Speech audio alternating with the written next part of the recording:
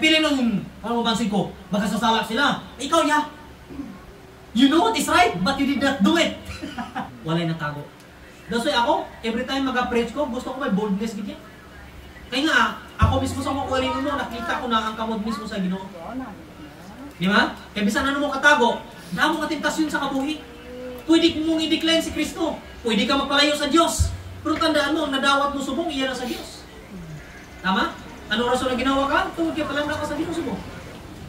Amen? Hindi ba kayo, hindi, naka-maintenance ko, bisan maintenance ka, tigukya po ka. Patay ka gyapon. Tama ba? Pero kung may Diyos ka, kayang extend ni Lord ka buhay mo. Tama ba? Kayang extend ni Lord. Di ba, kung inabasa ni Biblia, I don't know kung nabasa ni Biblia, ang bal ni Lord, gipaiksi ko na ang kabuhay sang tao. Even ang akong mga pinili, gipaiksi ko ang kabuhay nila. Kaya nga, mabot ang punto, biskan pinili ni Lord, pwede magkasala. That's why mabot ang punto, ay, alagad sa ni Lord, pero 30 pa lang, patay na. 40 pa lang, 60 pa lang, patay na. Hindi si Lord to. Hindi gipaiksi na ni Lord, basin mabot ang punto, mubalik ka sa hindi amok.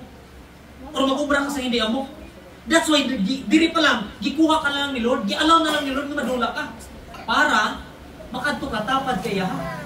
Tama ba? Hindi tayo mag-judge ay, bata pa, gikuha na kay Lord. Makasasala mo. Sometimes sa aton, nagbase lang ta sa numero, maghihambal ni Lord. Hatagan ko kamo sa malawig na kabuhi. Ang malawig na kabuhi, it's not all about numbers. Hindi numbers. Na nag-abot ka 60, nag-abot ka 100, hindi na numbers. Ang malawig na kabuhi, sometimes ang Biblia, kung basahin ng Biblia nyo, hindi ni sometimes literal, sometimes symbolic ni. That's why ang pagbasa sa ni maghalong kamo. Kaya sometimes i-interpret lang natin, grabe kamubo nga pag-interpret. Which is, hindi mo kailangan nga-interpret. Kaya sometimes ma-misinterpret ka. Tama? Kung ipasahon ng Biblia, how to understand. Kaya ang pag ginatawag malawig ang kabuhay na, based on my understanding, it's not all about numbers, but it is all about kung paano ni mo ginakabuhay ang pagiging Kristohanon sa sininga kalibutan, at kung paano ka naging malipayon sa pagkinabuhay bilang Kristohanon. Tama? Ano nga mong malawig na kabuhay, pero gamurong ang guya mo, doon kagakaon ka sa batuan. Christian ka, sis? Yes, Christian ko. Hindi ko pagsapaka, ay huli ko. Hindi na amoy ang matuntong ng Kristohanon nagakalipay. Tama ba? Sometimes mga Kristohanon daw sila, maginatawag so-called Christian, pero hindi mo makita nga Kristohanon. Kaya nga di masapak. Kaya kung gusto mong sapakon, basta masapak ka. Kita niyo? Kung mo kayo basahan ng Biblia, ang mga matutuon nga Kristohanon, nagakalipay kung may mga bisita. Pero sa tuod lang, may mga tao hindi nalipay kung may bisita. Hindi daw plastikanay ba? Ay naman bisita naman sila. Ano nagpakaon ko ni Karon? Diba? Diba? Aras Biblia na, hindi na akon. Diba? Kids sila? Ari naman, magano sila ni Pastor man? Magano? Wala tayo bisita. Wala tayo kahanda. Diba? Mumublima ka na. Pero si Pastor wala lagi ni mumublima. Kaya nga, why kami magpahanda? Tama? Why kami magpahanda? Kung anong araw, kung okay. Kung wala, okay. Doon, siguro kami magambal. Tobin boy, may ano na? May Jollibee na? Kabalo kasi to Bimboy na, Jollibee pangayoon mo siya. Di ba? Sa Jollibee ka mangayo. Tama ba? Sometimes kita, ang misinterpret natin, that's why ang pagiging Christian, crucial na siya. Ang iba nga mga so-called Kristohanon, hindi na nalipay kung may bisita. Whether you like it or not, masakit din siya. Kung may mga tawagin, nga hindi nalipay kung may bisita. Tama? Amo na siya. Damong mga tao na, Christian daw, pero wala din nalipay kung makakita ang ano. Ari naman ni sila, mangayo na naman ni. Makaon na naman ni. Dugay pa niya magpuli, makaon naman ni Karon. Wala kami sudandaan, wala kami pugas. Di ba? Wala, judgmental kay kang dako, wala kakabalo, nga nikadto sila para blessingan ka. Tama ba? Amen? Tanda na to, you are be a blessing to others. Hindi ta pabigat. Tama? That's why, for example, kami ni Bro Romnick maglakad to sa higaran. Hindi kami pabigat. Maglakad kami, na kumbaga hindi kami mabutoy, timplay kami na kape ha, hindi kami timplay kape na, wala! Pag-abot, si Bro Romnick pa ng pag-ato pakare. Bakal tapas ang pas, kape, bakal kami tinapay. O, before kami nag-abot sa area, may dala na kami. Di ba? Di sila siguro makambal. Ari naman is pastor. magpatimpla naman sa kape. Huwag pa nila kwarta. Kasi siyempre, walang kwarta sa pastor eh. Pero hindi kami muna. Di ba? Gawa. Kami, ambag-ambag kami yung proromnik eh. No? Amo kami na. Di ba? Kaya nga, di ta pabigat ng mga Kristohanon. Kung may mga bisita, ta magkalipay ta. Kung wala kay handa, be honest. Hindi ka mapasit. Tama? Hindi kay magpasik pang damo kwarta, magpasik pang may handa, pero nangutang ka malagaling. Di ba? O tapos nagpainit ka, di ba? Painit ko. Ari na naman ni sila, oh. Hambali, wala ko di. Panago ka na, di ba? Saan tayo sa ato, mamisinterpreta? Even kinesa, nakita ko ni sa mga vlogger, oh. Nakita ko ni.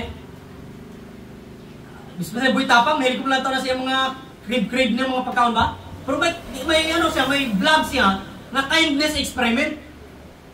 Pero tingin pinibuti apang. Kaya nga, hambali kung may maghatag siya o piso, hatagan niya 1,000. Or pulo, hatagan niya 10,000. Amo na! Or 20, nagprepara na siya 2 million.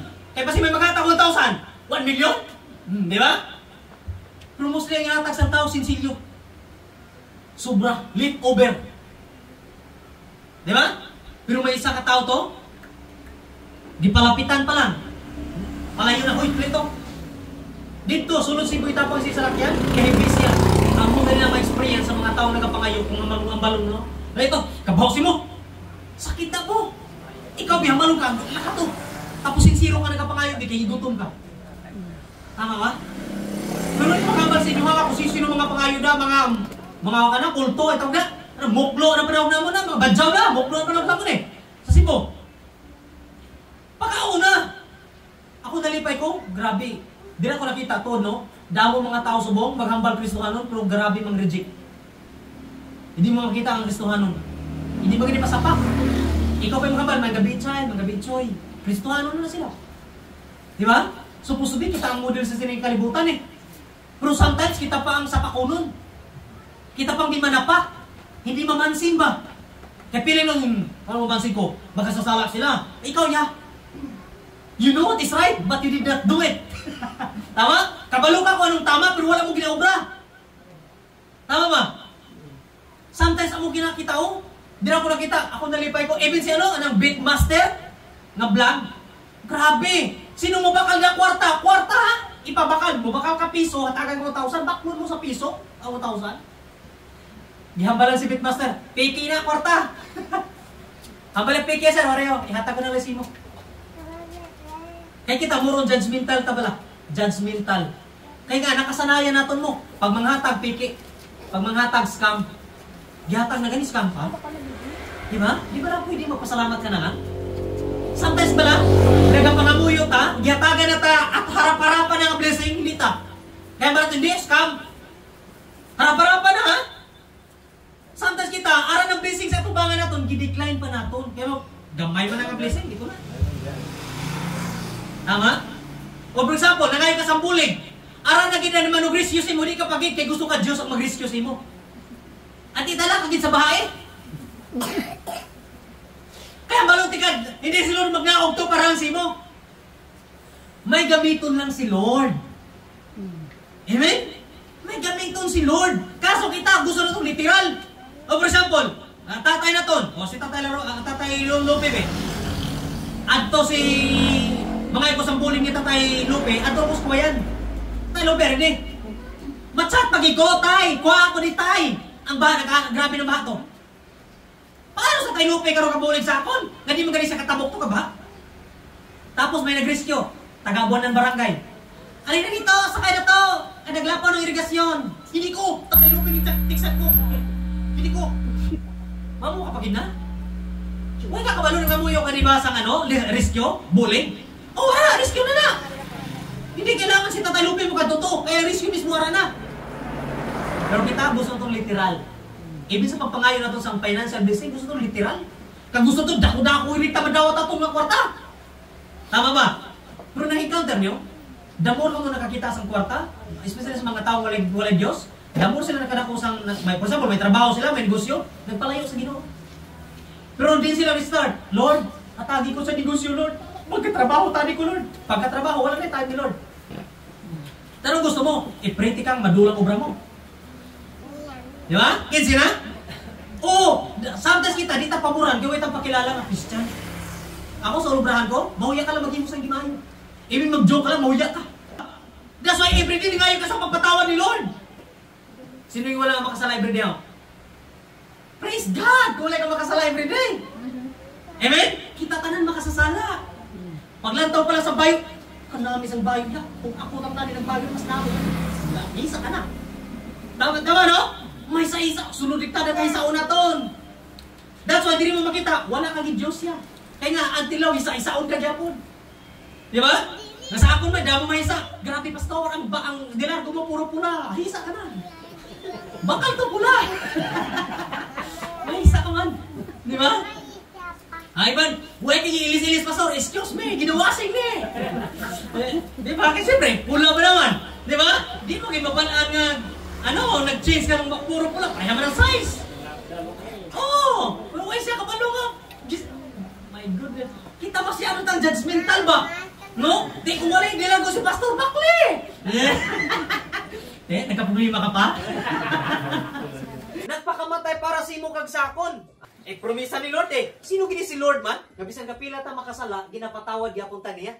Pero paano na ihatag sa Ginoo ang blessing nga ginapangayo mo, ginapangamuyo mo kung ikaw mismo nagkulang sa Ginoo?